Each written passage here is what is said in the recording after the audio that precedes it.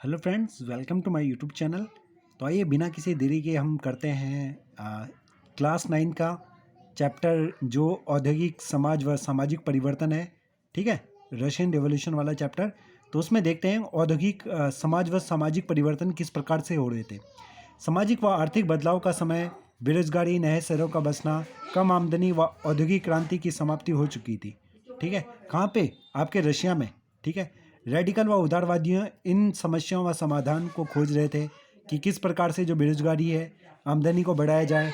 ठीक है, समाज में परिवर्तन के पक्षधर जैसे रोजगार, व्यक्तिगत स्वतंत्रता आदि, और लोगों की स्वतंत्रता हो। ठीक है, और उनको रोजगार मिले। तो ये सारी की सारी चीज़ें उस टाइम पे वहाँ पे कहाँ पे चल रही थी, रशिया के समाज में चल रही थी। 1815 में क्या हुआ था, यूरोप में जिस प्रकार की सरकारें बनी उनके खिलाफ रेडिकल राष्ट्रवादी उदारवादी आंदोलन शुरू हुए थे।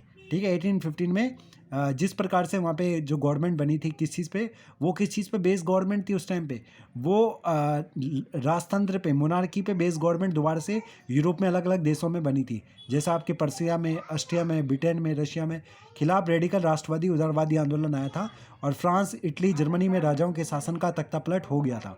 ठीक है, यूरोप में समाजवाद का आना, यूरोप में समाजवाद आया। यूरोप में अलग अलग देश जैसे रशिया, आपका पर्सिया, ऑस्ट्रिया, ठीक है, इसके अलावा फ्रांस बहुत ही इंपॉर्टेंट देश, इसके अलावा आपका इंग्लैंड बहुत इंपॉर्टेंट देश, समाजवादी निजी संपत्ति के विरोधी थे।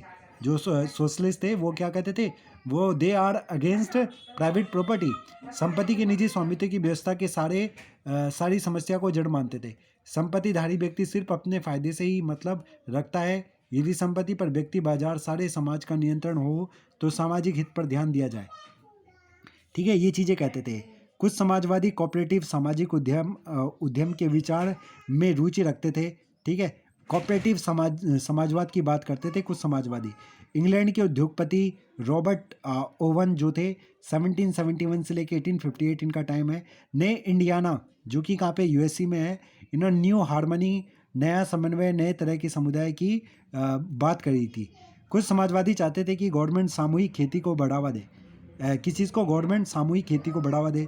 उदाहरण, फ्रांस में लुई ब्लांक ने 1813 से 1882 के दौरान वो चाहते थे, लुई ब्लांक, कि सरकार पूंजीवादी उद्यमों की जगह सामूहिक उद्योगों को बढ़ावा दे।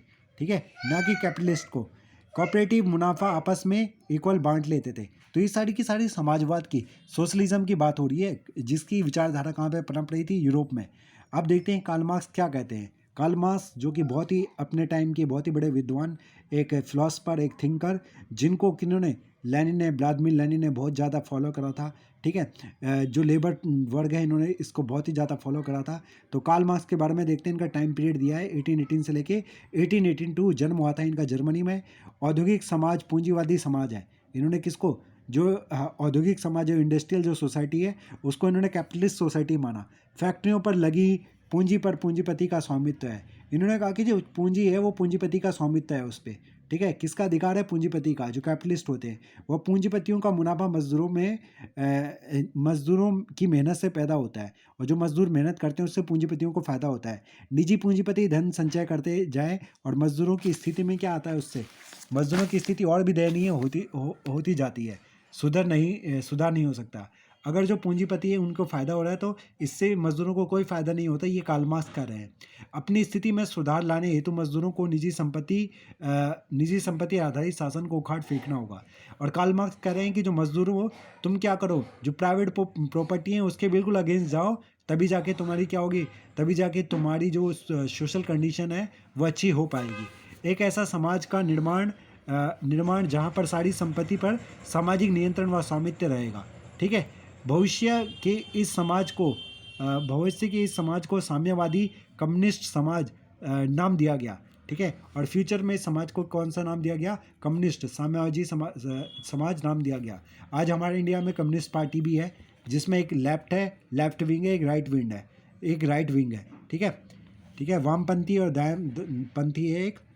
पूंजीपतियों के साथ होने वाले संघर्ष अंततः जीत मजदूरों की ही होगी। ये कौन कह रहे हैं? कार्ल मार्क्स कह रहे हैं कि पूंजीपतियों के साथ जो संघर्ष होगा उसमें मजदूरों जीत फाइनल में तुम्हारी ही होगी, लास्ट में।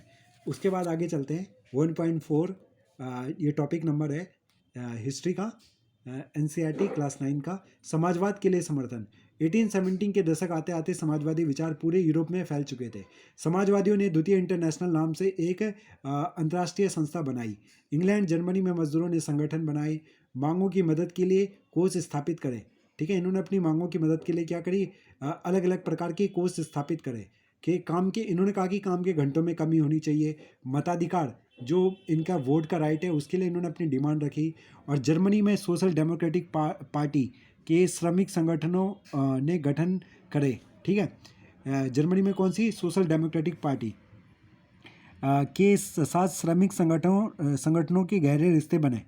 ठीक है, ये ध्यान रखनी है हमें बात। 1905 में ब्रिटेन में समाजवादियों व ट्रेड यूनियन के लोगों ने लेबर पार्टी फॉर्म करी। कौन सी पार्टी, लेबर पार्टी। कहाँ पे, ब्रिटेन में।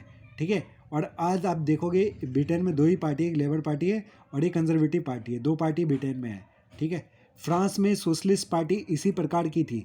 कौन सी पार्टी, सोशलिस्ट पार्टी। 1914 तक यूरोप में समाजवादी सरकार नहीं बन पाई। कहाँ पे, यूरोप में।